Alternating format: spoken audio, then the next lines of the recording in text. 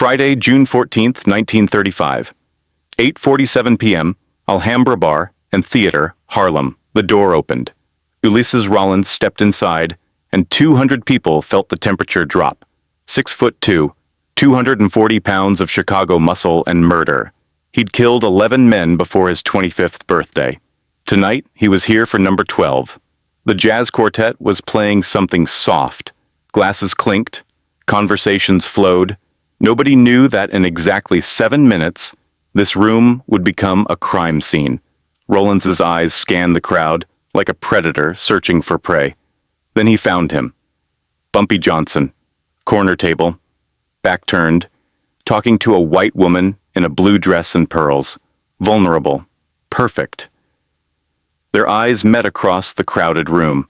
Rollins smiled, the kind of smile that comes before violence. Bumpy didn't smile back. He just watched, calculating, waiting.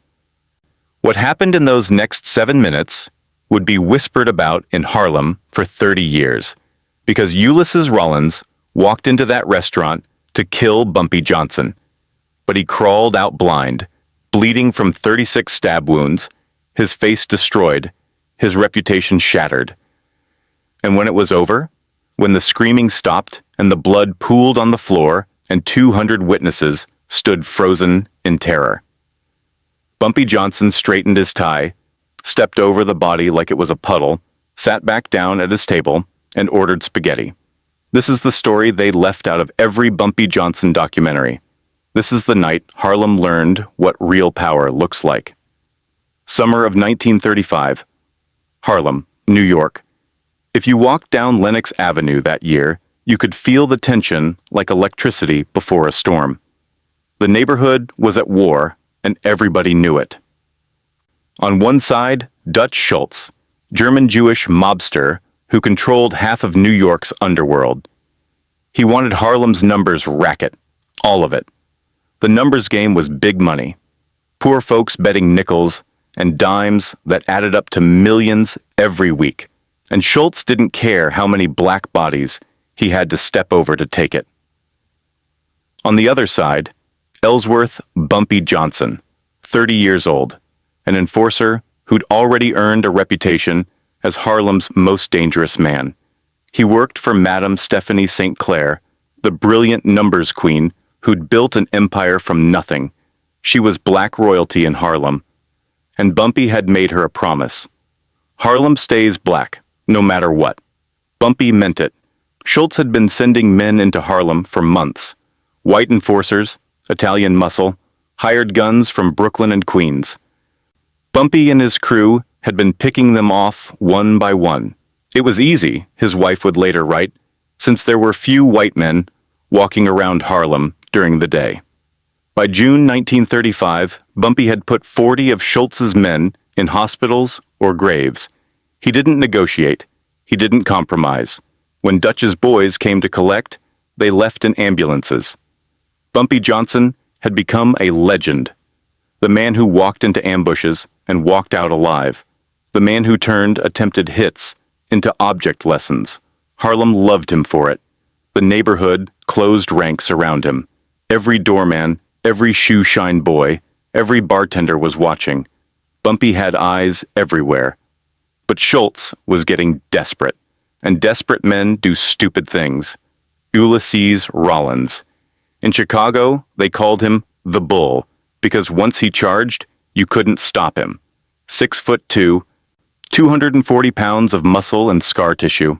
He'd killed 11 men before his 25th birthday, and he specialized in one thing: public executions.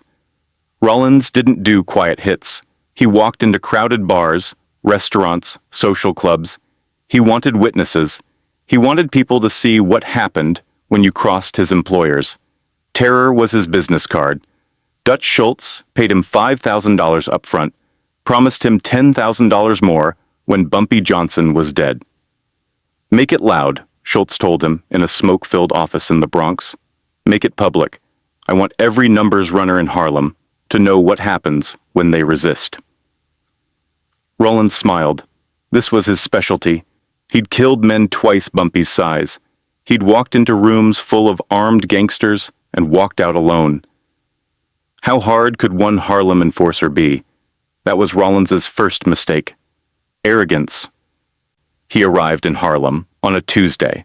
By Thursday, he was watching Bumpy's movements, learning his patterns, the restaurants he ate at, the clubs he visited, the women he saw. Rollins was hunting. But here's what he didn't know about Harlem. The streets had eyes, the newspaper vendor on the corner, the woman selling flowers, the shoeshine boy outside the barber shop. They all worked for Bumpy. By Friday morning, Bumpy knew everything. He knew what hotel Rollins was staying at, what he ate for breakfast, that he carried a .45 caliber pistol in a shoulder holster. Bumpy knew Rollins was coming, and he had a plan. Friday night, Bumpy had a date. Helen Lawson, senior editor and film critic at Vanity Fair magazine. White, sophisticated, educated at Vassar College. She wrote reviews of Broadway shows and interviewed movie stars. She was also fascinated by Bumpy Johnson. They'd met 3 weeks earlier at a jazz club. Helen was doing research for an article about the Harlem Renaissance. Bumpy had been intrigued by this white woman who wasn't afraid to sit in a black club, who asked intelligent questions, who saw Harlem as more than just crime and poverty. Dinner at the Alhambra, Bumpy had suggested. Best jazz in Harlem. Helen had said yes. The Alhambra, bar and theater on 126th Street and 7th Avenue, was Harlem royalty. Duke Ellington had played there. Billie Holiday had sung there. On Friday nights, the place packed 200 people. Musicians, hustlers, intellectuals, politicians. Everyone who was anyone in Harlem. Bumpy knew Rollins would come there. His intelligence network had told him Rollins had been asking questions about his Friday night routines. The Alhambra was predictable, public, exactly the kind of place a man like Rollins would choose for a hit. Bumpy could have stayed home, could have set an ambush somewhere else. But that wasn't his style. He made a calculation. If Rollins pulled that gun in a crowded room, innocent people would die. Bullets don't discriminate. The jazz musicians, the waiters, Helen. No. If violence was coming, Bumpy would control it. He arrived at 8:00 p.m., dressed like a banker, charcoal gray suit, burgundy tie, shoes polished to a mirror shine. His fedora sat at the perfect angle. He looked like money, not murder. Helen was already at the table. Blue dress, pearls. Perfect. They ordered drinks. The conversation flowed. She asked about his childhood in Charleston. He asked about working at a magazine where she was one of only 3 women. The jazz quartet played something soft and low. The atmosphere was perfect. On the table beside Bumpy's plate sat a steak knife, 6 inches long, serrated edge, sharp enough to cut through bone. At 8:47 p.m., the door opened. Ulysses Rollins stepped inside. The change was instant. Conversations didn't stop immediately, but something shifted in the air. The way Rollins moved, shoulders back, eyes scanning, told everyone this wasn't a man coming for dinner. Bumpy saw him first. Helen noticed Bumpy's posture change. The relaxed gentleman she'd been talking to disappeared.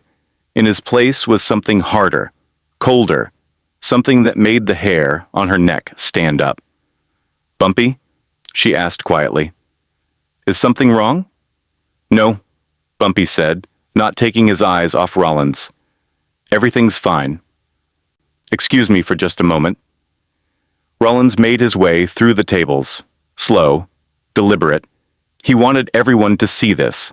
This was the job Schultz had paid him for, a public execution. The jazz quartet kept playing, but conversations around them were dying out. People sensed it. When Rollins reached Bumpy's table, he stopped. He was standing. Bumpy was sitting. The power dynamic was clear, or so Rollins thought. "You Bumpy Johnson?" Rollins asked, loud enough for nearby tables to hear. "Depends who's asking." "Dutch Schultz sends his regards. Says you've been a problem. Says problems need to be solved." The music was still playing, but the silence around them was spreading like a wave. Bumpy took a slow sip of his cognac, set it down gently. Tell Dutch that Harlem already solved its problem with him. He just doesn't know it yet. Rollins laughed. Big words for a man sitting down. That's when Bumpy noticed it.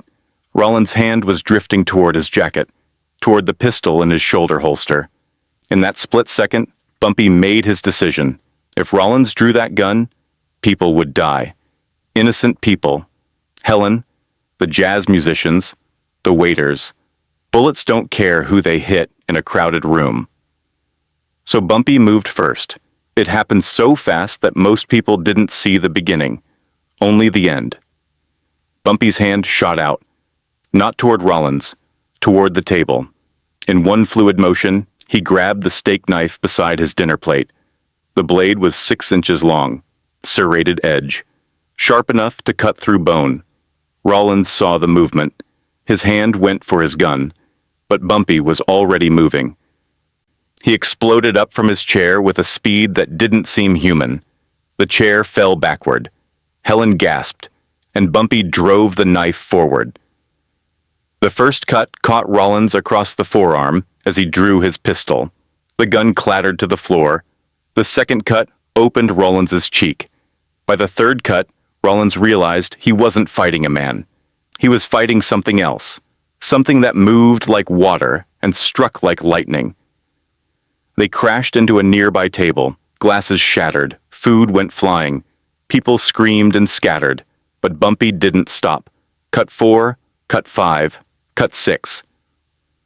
Rollins tried to fight back. He was bigger, stronger, but Bumpy was faster, more precise. Every time Rollins swung, Bumpy slipped the punch and the knife found flesh. Cut 7 tore through his shirt. Cut 9 opened his shoulder. Cut 12 caught him across the ribs. The sounds started, wet sounds, sounds that made hardened criminals look away, sounds Helen Lawson would hear in her nightmares for years. By cut 18, Rollins was on his knees, and that's when Bumpy went for the eyes. Cut 24 caught Rollins above his left eye. The blade went deep. When Bumpy pulled it back, Rollins' eyeball came with it, the damage severe and irreversible. Rollins screamed, a sound that didn't seem human. The entire restaurant went silent. Even the jazz quartet stopped playing mid-note. 200 people stood frozen, watching something out of a horror story. Bumpy didn't stop. The knife kept moving, precise, mathematical. This wasn't rage. This was a message being written in blood. 28, 30, 34, 36. Then Bumpy stood up. Rollins was still on the floor, bleeding, whimpering. His face was a mask of blood, his body a canvas of wounds. And Bumpy, covered in blood that wasn't his own, did something nobody expected. He reached down and straightened his tie. The gesture was so calm, so deliberate, that it sent a chill through every person in that room. This man had just destroyed another human being, and he was adjusting his wardrobe like he'd finished a business meeting. Then Bumpy stepped over Rollins's body, not around it, over it, like Rollins was a puddle in his path. He walked back to his table, picked up the fallen chair, set it upright, sat down. Helen was still standing by the wall, pressed against it with other terrified patrons. She couldn't look away. Bumpy looked at her and smiled, the same charming smile he'd given her when she arrived. "I apologize for the interruption," he said. His voice was perfectly calm, as if nothing had happened.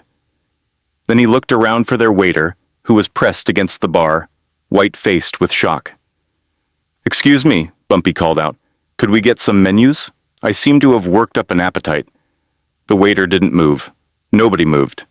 Bumpy picked up a menu from a nearby table, studied it for a moment, looked up at Helen. "You know what? I suddenly have a taste for spaghetti and meatballs." The waiter approached on trembling legs, took the order with shaking hands. Nobody else in the restaurant moved. They just watched. Helen slowly made her way back to the table. Her legs felt like water. She sat down across from Bumpy. who was calmly wiping blood off his hands with a napkin. "You should go," Bumpy said quietly. "This isn't a place you need to be." But Helen couldn't move. She was in shock, yes, but she was also witnessing something impossible. A man who'd just committed extreme violence, sitting there like he was waiting for his morning coffee. 8 minutes later, the spaghetti arrived.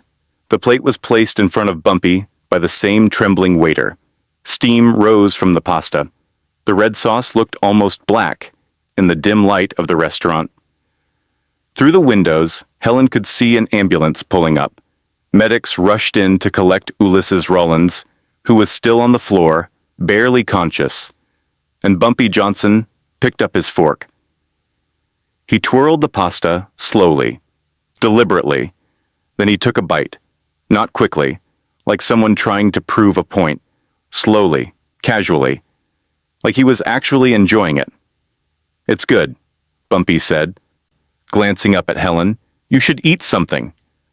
By the time the medics had loaded Rollins onto a stretcher, Bumpy had finished half the plate. The police arrived as Bumpy was setting down his fork. They took statements, looked at the scene, talked to witnesses. The cops knew better than to arrest Bumpy Johnson. Half of them were on his payroll. The other half knew that in Harlem, Bumpy was the law. "Self-defense," one officer wrote in his report. Victim drew weapon first. Multiple witnesses confirm. By Saturday morning, the story had spread through Harlem like wildfire. Not just the violence. Everyone in Harlem had seen violence. The spaghetti. That detail became legendary. Men told their sons, women told their daughters. That's how Bumpy Johnson handles his business. Cool as ice, even with blood on his hands. The story reached Dutch Schultz by noon. Schultz was in his office at the Harmony Social Club in the Bronx when his lieutenant came in, white-faced. "Boss, Rollins is in the hospital. Bumpy Johnson cut him to pieces in a restaurant, took his eye out."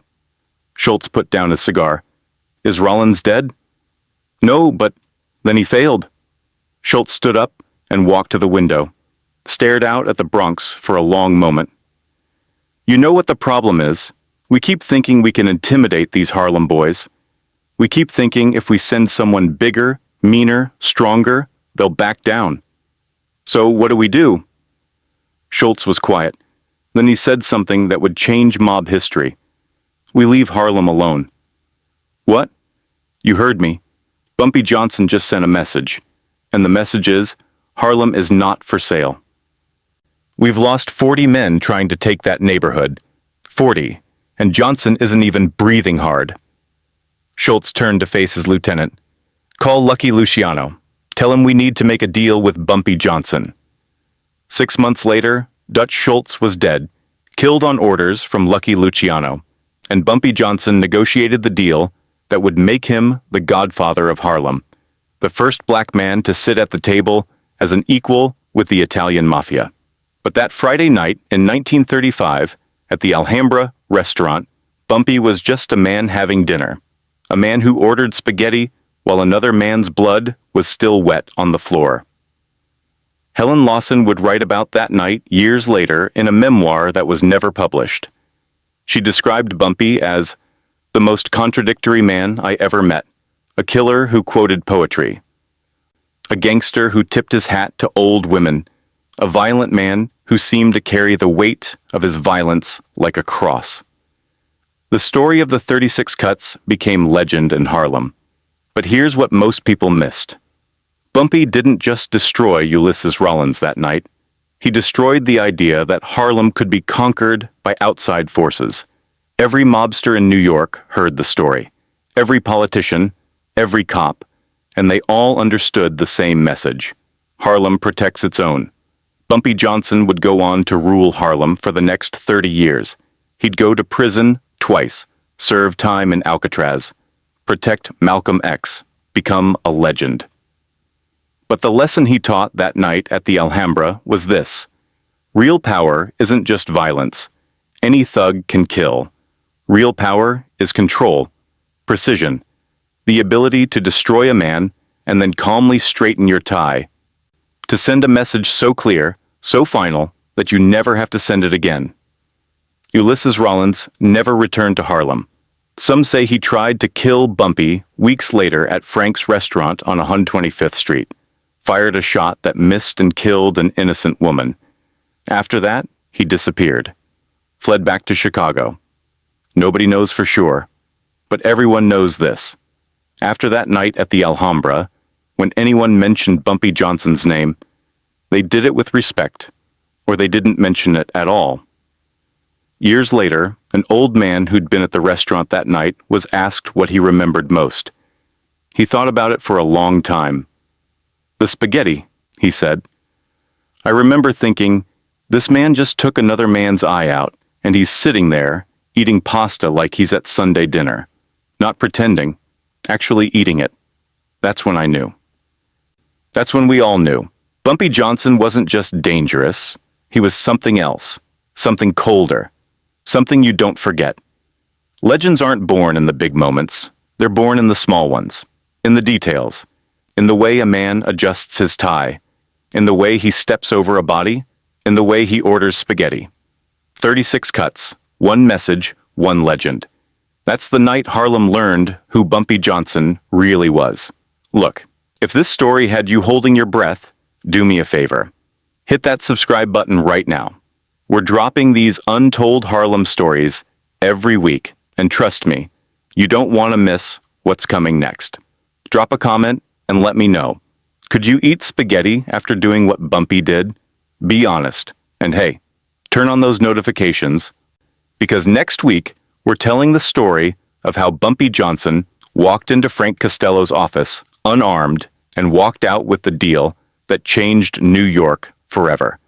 Remember, in Harlem, respect wasn't requested. It was taken, one cut at a time.